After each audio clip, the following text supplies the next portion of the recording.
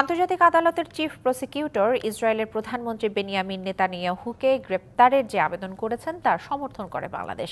সকালে রাজধানীর diploma engineers ইনস্টিটিউশনে বিশ্ব শান্তি এবং ফিলিস্তিন রাষ্ট্রের প্রতি স্বীকৃতি বিষয়ে এক আলোচনা সভায় এই কথা বলেন পররাষ্ট্রমন্ত্রী ডক্টর হাসান মাহমুদ।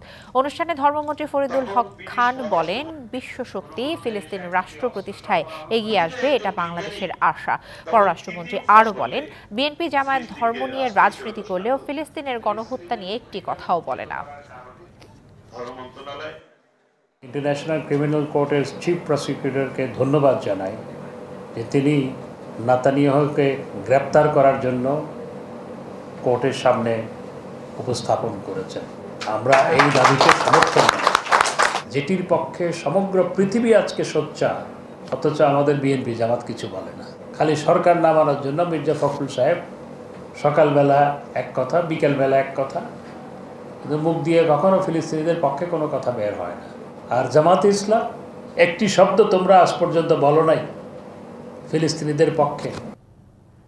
নগদে 500 টাকা বা তার বেশি পেমেন্টে পেতে পারেন ঢাকায় জমিসহ 20 কোটি টাকার পুরস্কার।